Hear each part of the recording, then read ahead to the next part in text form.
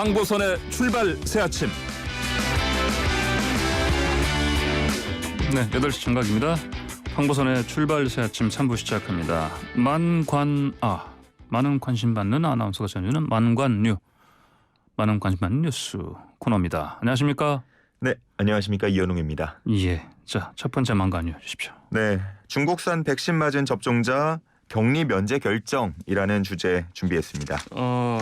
그렇다면은 이게 그 해외에서 백신 접종한 하고 들어오는 분들, 입국하시는 분들 그 조치, 격리 조치 면제해 주는 건데 이게 중국산 백신 맞아도 포함이 됐다. 해당된다. 네.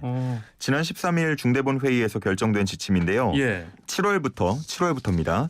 해외에서 코로나19 백신 접종을 맞은 사람이 직계 가족을 만나러 한국에 들어올 때 격리 조치를 면제받을 수 있게 됐습니다. 예.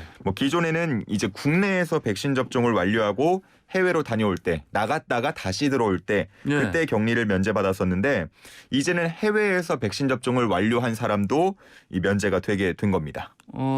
그래요? 자, 중국 백신 이거 맞은 걸 인정해 주는 거가 이게 꼭 중국인들을 위해서 하는 건 아니지 않습니까? 예. 중국 백신이라고 하면 이제 시노팜, 시노백이 있는데 이게 다 세계보건기구 WHO가 긴급 승인한 백신 목록에 포함이 돼 있거든요.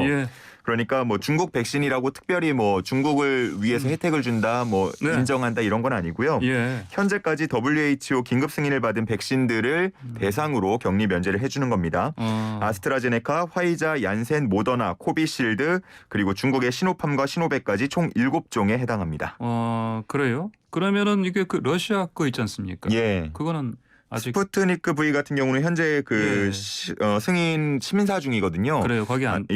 그렇기 때문에 허용 대상에서 제외된 상태고요. 그 몇몇 기사 제목만 보면 마치 중국 눈치를 보거나 중국한테 혜택을 주는 것처럼 그렇게 오해를 할 수도 있는데 그게 아니라 WHO 긴급 승인을 받은 백신을 허용한다. 그렇게 이해를 하시면 좀 좋을 것 같습니다. 그래도 좀 우려는 있습니다. 그 변이 바이러스 때문인데 어떻습니까? 대책이 있나요? 일단은 당장 중국 자체도 자국 백신을 맞은 사람 해외에서 들어올 때 그 격리 면제 안 해주거든요.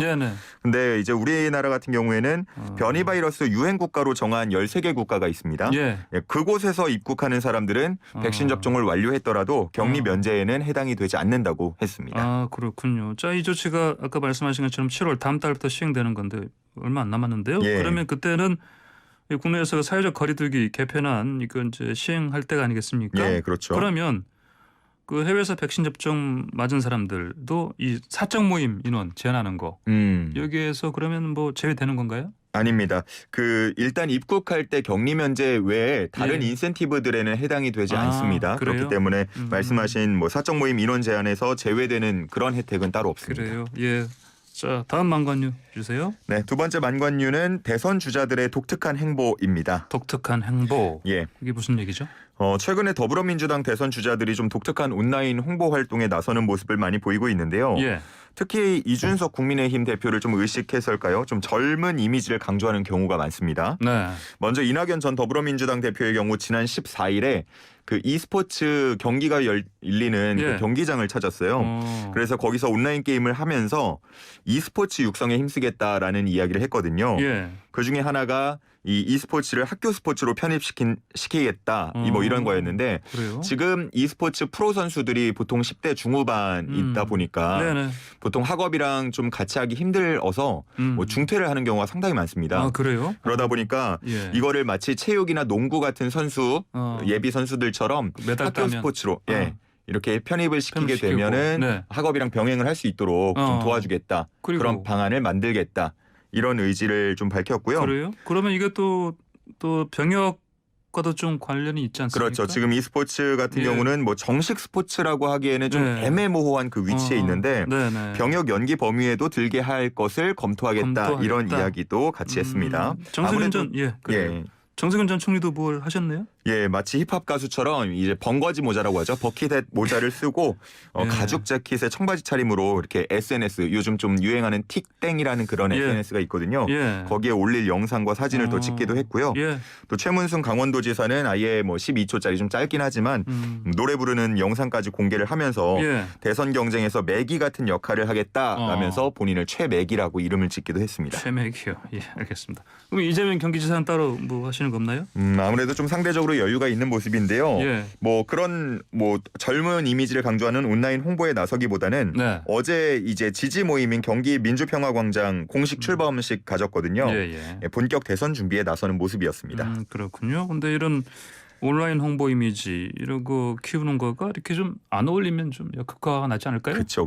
그래서 지금 뭐 누리꾼들 반응도 좀 나뉘고 있습니다. 예. 지지자들은 새로운 시도다, 젊어 보인다 이렇게 좀 박수를 보내는 경우도 있지만 예. 아유 또 보여주기식 정치를 하냐라면서 비판하는 목소리도 있는데요. 예. 말씀하신 대로 뭐 이런 활동에 진심과 목적이 잘 담겨 있는지 아니면 그저 보여주기식 활동인지 이 좀 지켜보면 다 드러나기 마련이죠. 예. 한번 우리 같이 지켜보도록 하죠. 예, 언행일치처럼 이 홍보도 좀 이미지가 좀 본인의 실체와 일치를 해야 되겠죠. 맞습니다. 예, 다음 망관요 주십시오. 네, 세 번째는 사건 사고 소식 하나 준비했는데요. 예. 악성 코드를 유포한 PC 수리 기사들입니다. PC 수리 기사들이 악성 코드를 유포할 때 왜 그랬어요? 뭐 역시나 목적은 뭐 돈 때문입니다. 규모가 꽤 되는 한 컴퓨터 수리 업체가 있는데 예. 수리 기사가 한 50명이 넘을 정도입니다.